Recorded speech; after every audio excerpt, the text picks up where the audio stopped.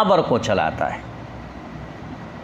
اور بعض مفسرین کہتے ہیں کہ یہ آواز ابر کے دفع کرنے کی ہے رعد، اور بعض نے کہا کہ یہ آواز فرشتے کی تسبیح کی ہے.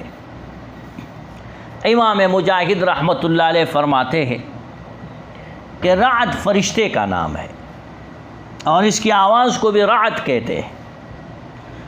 اور بارش کو رعد اور برق کا مقام اس لیے فرمایا کہ یہ دو چیزیں بارش برسنے کے وقت ہوتی ہے.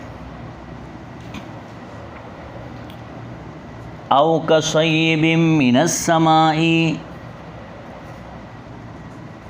یا مثال ان منافقین کی آسمانی بارش والوں کا جیسے ہیں. فیہ ظلمات ورعد وبرق، کہ اس بارش کے اندر تہ در تہ اندھیرے ہوں، ورعد اور گرج ہوں، وبرق اور بجلی. یجعلون اصابعہم فی آذانہم، اپنی انگلیاں کانوں میں دیتے ہیں. من الصواعق، کڑک کے مارے. حذر الموت، موت کے ڈر سے. من الصواعق، صاعق ایسے شدید آواز کو کہتے ہیں کہ جو سنے صاعق کو وہ اس سے مر جائے، یا جو سنے بے ہوش ہو جائے.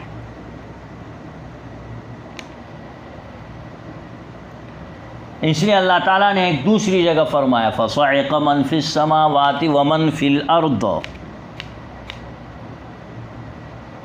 فَصَعِقَ مَن فِي السَّمَاوَاتِ، یعنی مر جائیں گے آسمان والے اور جتنے زمین میں گئے وہ بھی. حذر الموت، موت کے ڈر سے. یجعلون کی علت ہے. واللہ محیط بالکافرین، اور اللہ کافروں کا احاطہ کرنے والا ہے. یعنی اللہ سے کفار بچ نہیں سکتے، جیسا کہ محیط سے وہ چیز نہیں بچ سکتی جو اس کے احاطے میں ہو. کفار مکر و فریب کر کے اللہ کے عذاب سے نجات نہیں پا سکتے. یکاد البرق یخطف ابصارہم، قریب ہے کہ بجلی ان کی آنکھوں کو اچک لے. کلما اضاء لہم مشوا فیہ، کلما ہر مرتبہ، جب بھی، تکرار پر دلالت کر رہا ہے. اضاء لہم، جب بھی وہ آگ روشن ہو جاتی ہے ان پر چمکتی ہے. مشوا فیہ، تو وہ اس میں چلتے ہیں. وجہ چلنے کی یہ ہے کہ وہ چلنے کے حریص ہے.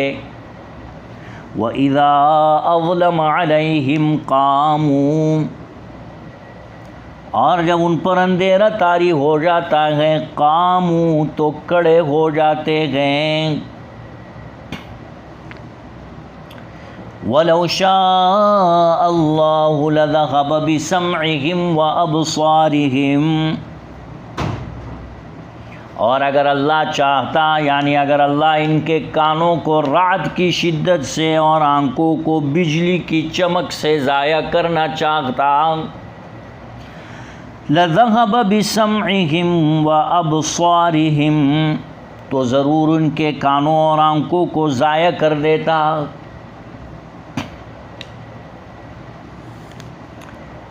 ان اللہ علی کل شیء قدیر، بے شک اللہ تعالی ہر چیز پر قادر ہے. اللہ تعالیٰ جو فعل کرنا چاہے کر گزرتا ہے، اور اگر اللہ تعالیٰ نہ کرنا چاہے تو اللہ تعالیٰ سے کوئی کروا نہیں سکتا ہے۔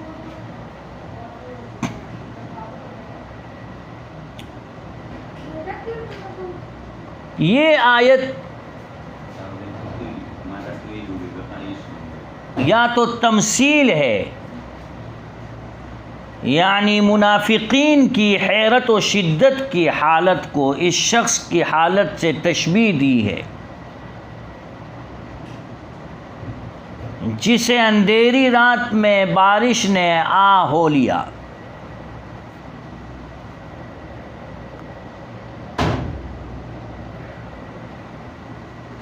اور ساتھ ہی اس کے گرج، بجلی کی چمک اور کڑک کی خوفناک آوازیں بھی،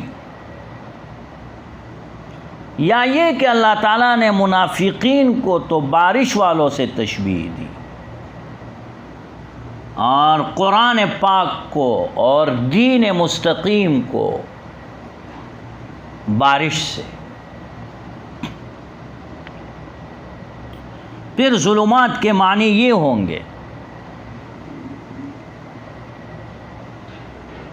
کہ دین میں ایسی چیزیں موجود ہیں جو اتباع اور پیروی کرنے سے روک رہی ہے، اور وہ ہے عبادات، مجاہدہ نفس اور نفسانی خواہشوں کا ترک کرنا۔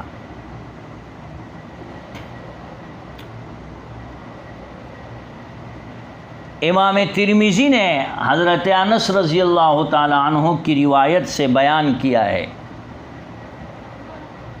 کہ سرور عالم صلی اللہ علیہ وسلم نے فرمایا کہ جنت کو شدائد سے اور نامرغوبات سے ڈھانک دیا گیا ہے،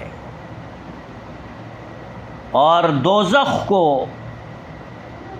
مرغوبات سے ڈھانکا گیا ہے۔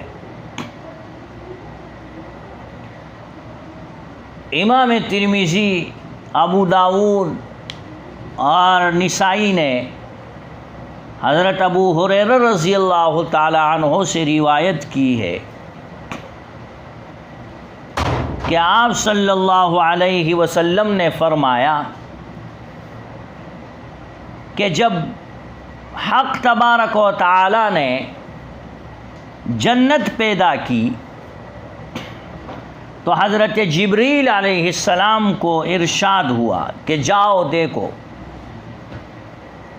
حضرت جبریل گئے اور جو کچھ اللہ تعالیٰ نے جنت والوں کے لیے اس میں تیار کیا تھا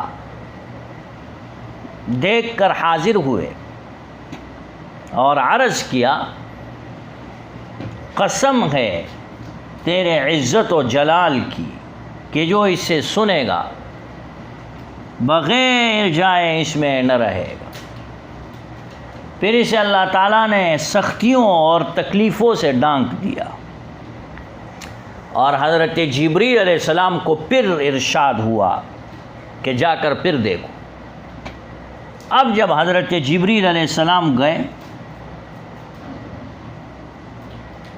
دیکھ کر واپس ہوئے، عرض کیا، یا اللہ اب تو مجھے یہ خوف ہے کہ کوئی بھی اس میں نہ جائے۔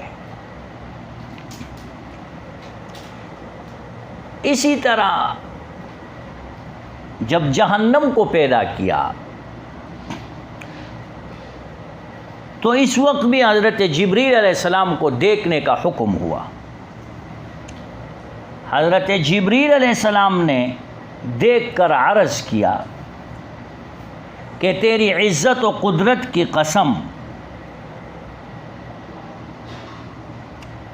جو اسے سنے گا وہ کبھی اس میں نہ جائے گا۔ پھر اللہ تعالیٰ نے اس جہنم کو مرغوبات سے اور لذتوں سے بھر دیا،